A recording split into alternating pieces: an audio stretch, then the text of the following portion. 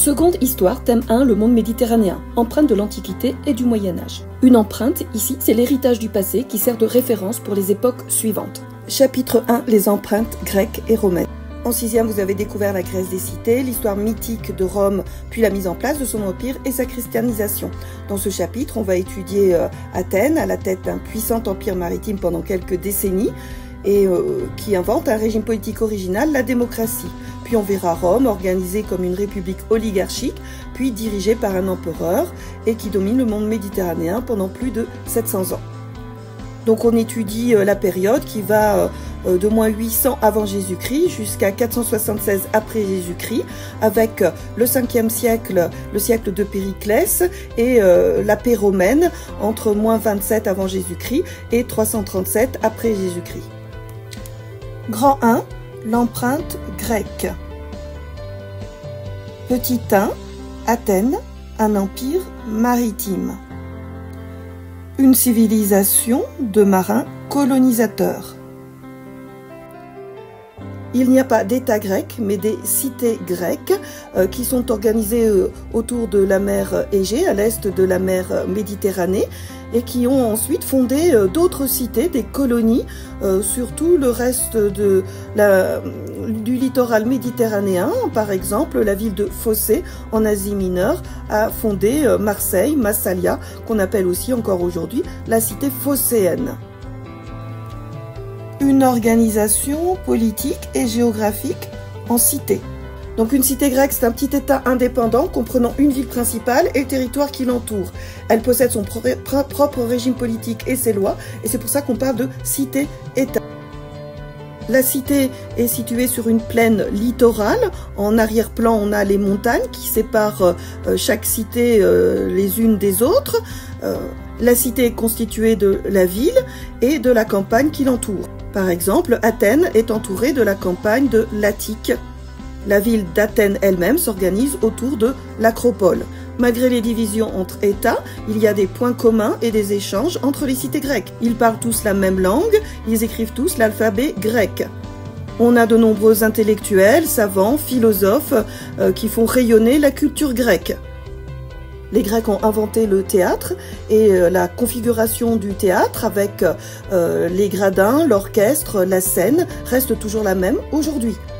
Les Grecs de toutes les cités se réunissent lors des Jeux olympiques, qui sont des jeux sportifs, mais aussi c'est une cérémonie religieuse. On lit dans la dernière phrase que le rassemblement en ce lieu serait le début de l'amitié des Grecs les uns pour les autres. Les cités grecques, et en particulier Athènes et Sparte, ont pu s'allier dans une coalition contre leurs ennemis, les Perses ou les Mèdes, lors des guerres médiques au 5e siècle avant Jésus-Christ.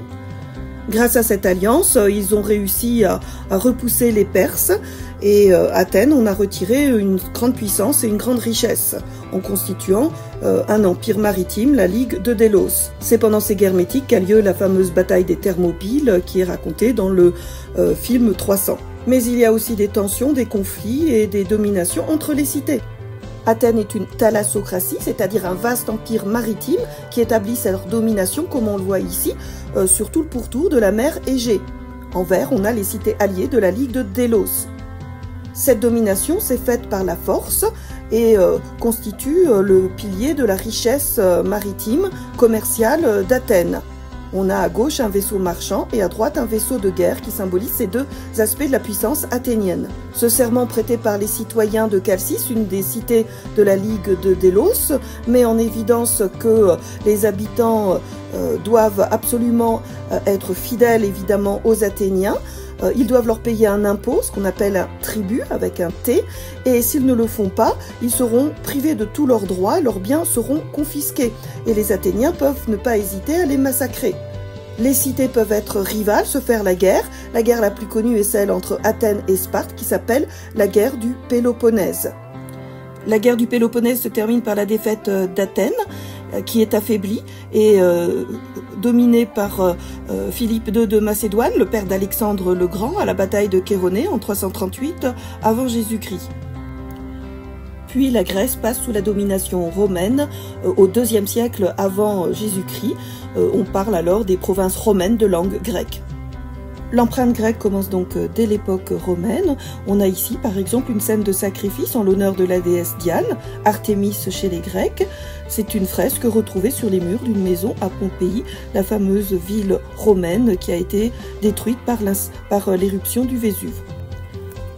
Aujourd'hui encore, l'empreinte grecque est partout dans nos paysages et dans notre culture. On voit ici par exemple le bâtiment qui abrite l'Assemblée nationale construit au XVIIIe siècle. Et la démocratie est un régime politique dont s'inspirent les révolutionnaires au moment de la Révolution française.